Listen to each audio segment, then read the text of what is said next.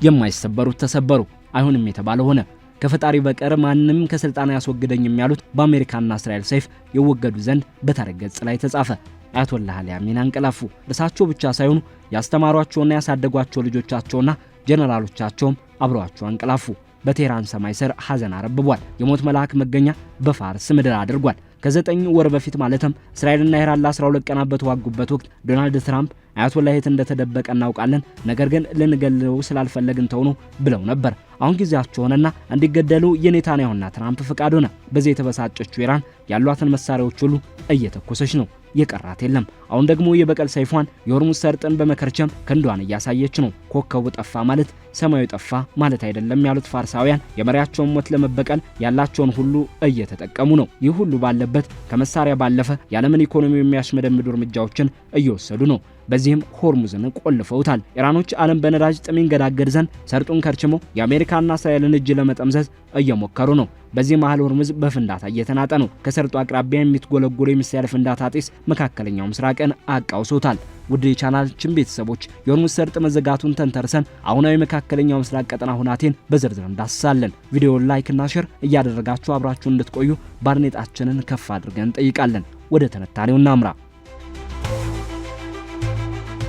የዓለም ኢኮኖሚ እስትንፋሱና ልቡ ሆርሙዝ ነው። የሆርሙዝ ሰርጥ ተቆለፈ ማለት የዓለም ኢኮኖሚ ተዛባ እንደማለት ነው።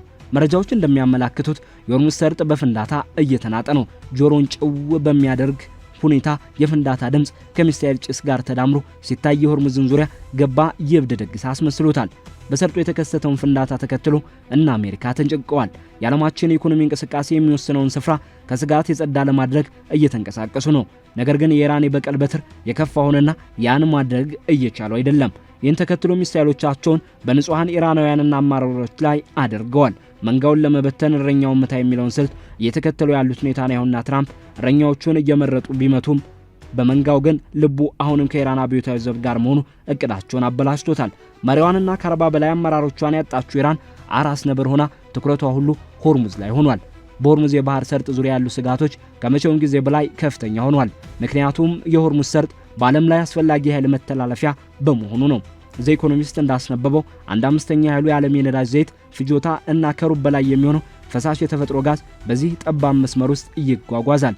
በባህር ሰርጡ ላይ የሚከሰት ማንኛውም አይነት መስተጓጎል በዓለም አቀፍ ደረጃ የነዳጅ አቅርቦት ላይ ከፍተኛ መዘግየቶችን ሊያስከትል ይችላል።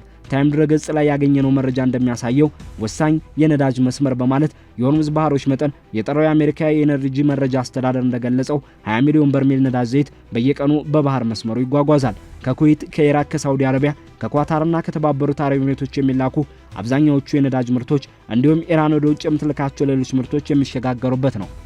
20 በመቶ የሚጠጋው የዓለም ፈሳሽ የተፈጥሮ ጋዝም በአብዛኛው ከኳታር ወደ ውጭ የሚላከውም በሆርሙዝ ሰርጥ በኩል ነው። በዓመት ወደ $600 ቢሊዮን የሚገመት የነዳጅ ንግድ በባህር መስመሩ ላይ ይተላለፋል።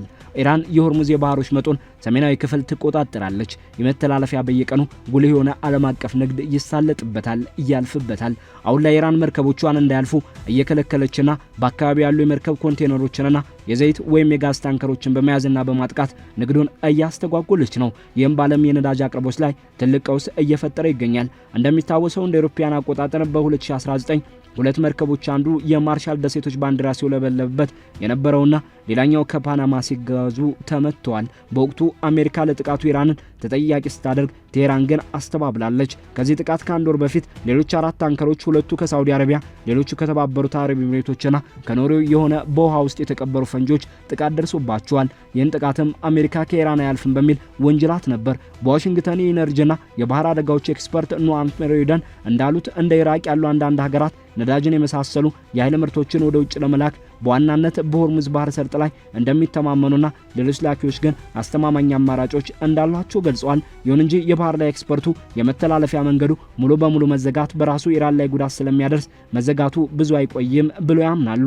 የሆርሙዝ ባህር ሰርጥ እንደ ቻይና ላሉ የኢራን አጋሮች በጣም አስፈላጊ ነው። ምክንያቱም አብዛኛው የኢራን የነዳጅ ዘይት ወደ ቻይና የሚላከው በዚሁ መስመር ነውና የባህር መስመሩ መዝጋት በኢራንና በባህረ ሰላጤው ትብብር ምክር ቤት ሀገራት መካከል ያለውን ግንኙነትም ያበላሻል። ኢራን ኮሽ ባለ ቁጥር የባህር ወሽመጡን ይዘጋዋል ማለቷ አዲስ አይደለም።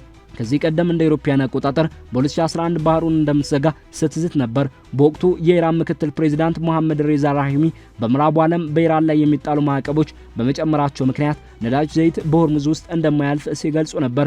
ማዕቀቡ የተካሄደው የኢራን የኒውክሌር አቅም በተመለከተ ስጋት ስላጫረ ነበር።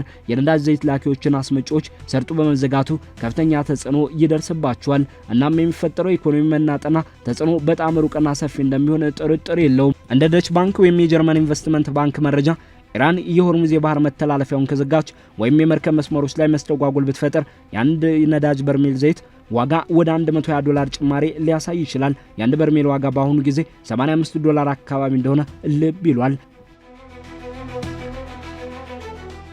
የጂ ካፒቴን የባህር ላይ የዜና ጣቢያ መስራች ጆን ኮንራድ በአዳዲስ ታንከር ግንባታ ላይ ያሉ እንቅፋቶችና ማናቸውም የምርት ሰንሰለቶች መስተጓጎል ትልቅ ኢኮኖሚያዊና ማህበራዊ ተጽዕኖ ሊያሳድር እንደሚችል ይናገራሉ። ኢራን በሆርሙዝ የባህር ዳርቻ በኩል የሚደረገውን የንግድ እንቅስቃሴ ከከለከለች የነዳጅና የተፈጥሮ ጋዝ ዋጋ በከፍተኛ መጠን ይጨምራል። ይህም የተፈጥሮ እህል ማዳበሪያ በሚፈለገው ፍጥነት ማምረት እንዳይቻል ያደርጋል። በሆርሙዝ ሰርጥ መዘጋት ምክንያት በጋዝ በነዳጅ ዘይትና በአውሮፕላን ነዳጅ ዋጋ ላይ በሚኖረው ማንኛውም አይነት መስተጓጎል አሜሪካና አውሮፓ በተለይም ሰሜን ምዕራብ አውሮፓ ተጠቃሚዎች ተጽዕኖ ይፈጥርባቸዋል። ከዚህ ጋር በተያያዘም ወሳኝ በሆኑ የነዳጅ ማስተላለፊያ የሚከሰት የአቅርቦት ችግር ከመካከለኛው ምስራቅ ሀገራት ነዳጅ የሚገዙ የአፍሪካ ሀገራትንም ሊጎዳ ይችላል። የሰሞኑ የሆርሙዝ ጉዳይ እንደ አውሮፓውያን አቆጣጠር በ1980ዎቹ ተካሂዶ ስለነበረው የታንከር ጦርነት ይወስደናል። በታንከር ጦርነት የነዳጅ ታንከር የጫኑ መርከቦች የኢራን ጦር ኢላማዎች ነበሩ። አሜሪካም ባለም አቀፉ የባህር ሕግ መሰረት ከኢራን የሚሰነዘሩ ታንከሮችን ስትከላከል ነበር። በተለይም የአሜሪካ ባንዲራ የሚያውለበልቡ መርከቦችን ለመጠበቅ ጣልቃ ገብታ ነበር።